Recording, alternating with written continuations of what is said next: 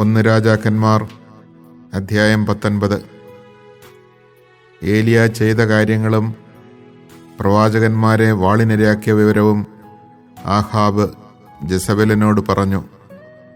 അപ്പോൾ അവൾ ദൂതനെ അയച്ച് ഏലിയായോട് പറഞ്ഞു, നാളെ ഈ നേരത്തിനു മുൻപ് ഞാൻ നിന്റെ ജീവൻ ആ പ്രവാചകന്മാരിൽ ഒരുവൻ്റേതുപോലെ ആക്കുന്നില്ലെങ്കിൽ ദേവന്മാർ അതും അതിലപ്പുറവും എന്നോട് ചെയ്യട്ടെ. ഏലിയ ഭയപ്പെട്ട് ജീവരക്ഷാർത്ഥം പലായനം ചെയ്തു. അവൻ യൂദായിലെ ബേർഷബായിലെത്തി അവിടെ വെച്ച് ഫ്രിത്തിനെ വിട്ടുപിരിഞ്ഞു. അവിടെ നിന്ന് അവൻ തനിയെ മരുഭൂമിയിലൂടെ ഒരു ദിവസത്തെ വഴി നടന്ന് ഒരു വാടാമുൾച്ചെടിയുടെ തണലിലിരുന്നു. അവൻ മരണത്തിനായി പ്രാർത്ഥിച്ചു, കർത്താവേ, മതി, എൻ്റെ പ്രാണനെ സ്വീകരിച്ചാലും ഞാൻ എൻ്റെ പിതാക്കന്മാരെക്കാൾ മെച്ചമല്ല. അവൻ ആ ചെടിയുടെ തണലിൽ കിടന്നുറങ്ങി. കർത്താവിൻ്റെ ദൂതൻ അവനെ തട്ടിയുണർത്തി, എഴുന്നേറ്റ് ഭക്ഷിക്കുക എന്ന് പറഞ്ഞു. എഴുന്നേറ്റ് നോക്കിയപ്പോൾ ചുടുകല്ലിൽ ചുട്ടെടുത്ത അപ്പവും ഒരു പാത്രം വെള്ളവും ഇതാ തലയ്ക്കൽ ഇരിക്കുന്നു. അത് കഴിച്ച് അവൻ വീണ്ടും കിടന്നു. കർത്താവിൻ്റെ ദൂതൻ വീണ്ടും അവനെ തട്ടിയുണർത്തി പറഞ്ഞു, എഴുന്നേറ്റ് ഭക്ഷിക്കുക, അല്ലെങ്കിൽ യാത്ര ദുഷ്കരമായിരിക്കും.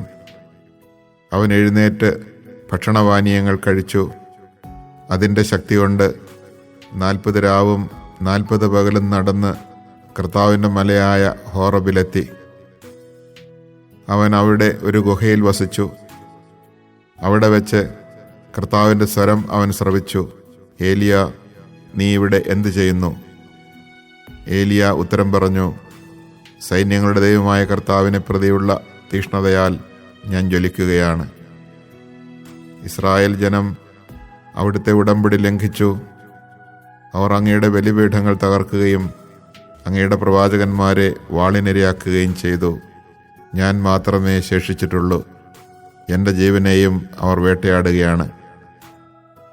നീ ചെന്ന് മലയിൽ കർത്താവിൻ്റെ സന്നിധിയിൽ നിൽക്കുക, അവിടുന്ന് അരുളി ചെയ്തു. കർത്താവ് കടന്നുപോയി. അവിടുത്തെ മുൻപിൽ മലകൾ പിളർന്നും പാറകൾ തകർത്തും കൊണ്ട് കൊടുങ്കാറ്റടിച്ചു. കൊടുങ്കാറ്റിൽ കർത്താവില്ലായിരുന്നു. കാറ്റ് കഴിഞ്ഞ് ഭൂകമ്പമുണ്ടായി. ഭൂകമ്പത്തിലും കർത്താവില്ലായിരുന്നു. ഭൂകമ്പത്തിന് ശേഷം അഗ്നിയുണ്ടായി. അഗ്നിയിലും കർത്താവില്ലായിരുന്നു.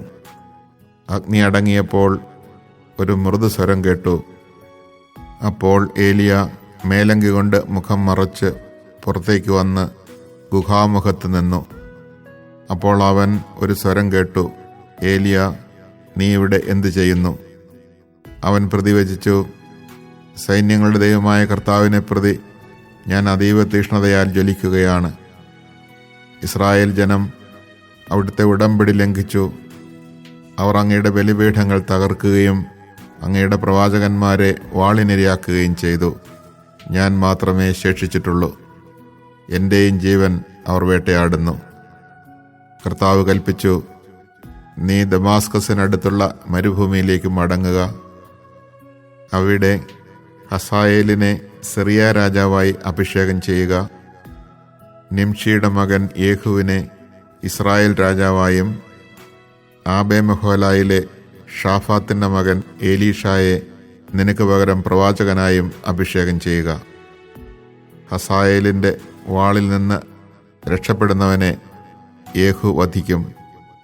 യേഹുവിൻ്റെ വാളിൽ നിന്ന് രക്ഷപ്പെടുന്നവനെ Elisha വധിക്കും.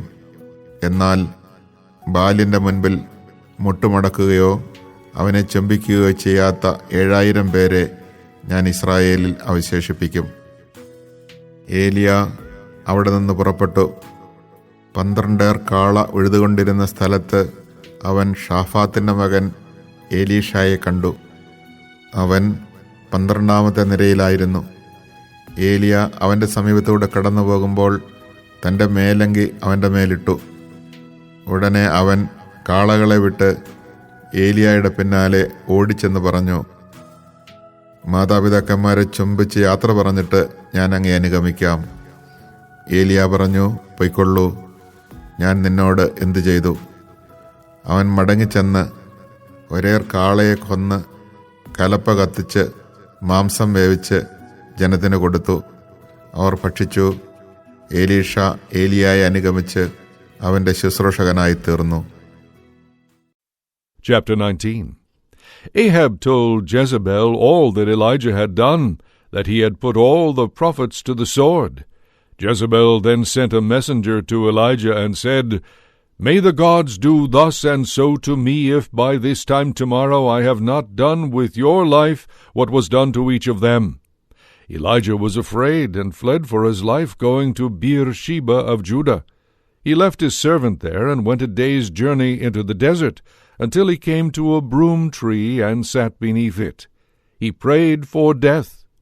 "This is enough, O Lord, take my life, for I am no better than my fathers." He lay down and fell asleep under the broom tree, but then an angel touched him and ordered him to get up and eat.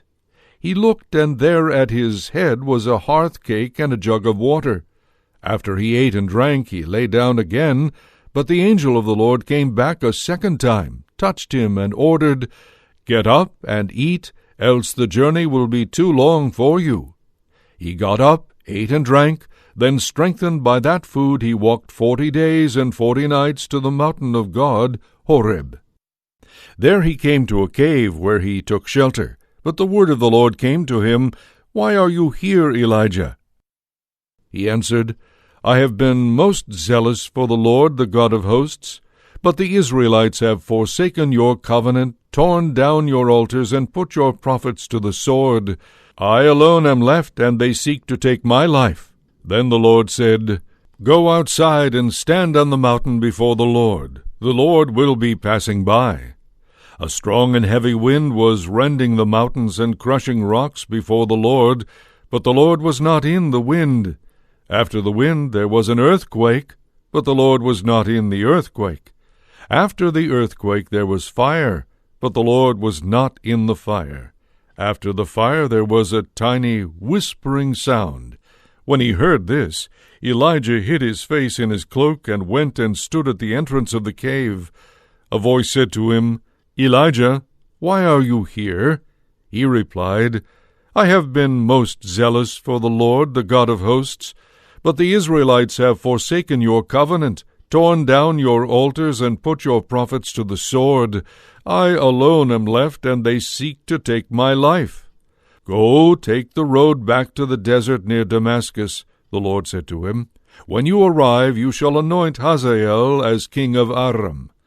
Then you shall anoint Jehu, son of Nimshi, as king of Israel, and Elisha, son of Shaphat of Abel-Meholah, as prophet to succeed you. If anyone escapes the sword of Hazael, Jehu will kill him. If he escapes the sword of Jehu, Elisha will kill him. Yet I will leave 7,000 men in Israel, all those who have not knelt to Baal or kissed him." Elijah set out and came upon Elisha, son of Shaphat, as he was plowing with 12 yoke of oxen. He was following the 12th. Elijah went over to him and threw his cloak over him. Elisha left the oxen, ran after Elijah, and said, "Please let me kiss my father and mother goodbye, and I will follow you." "Go back," Elijah answered. "Have I done anything to you?" Elisha left him, and taking the yoke of oxen, slaughtered them. He used the plowing equipment for fuel to boil their flesh and gave it to his people to eat. Then he left and followed Elijah as his attendant.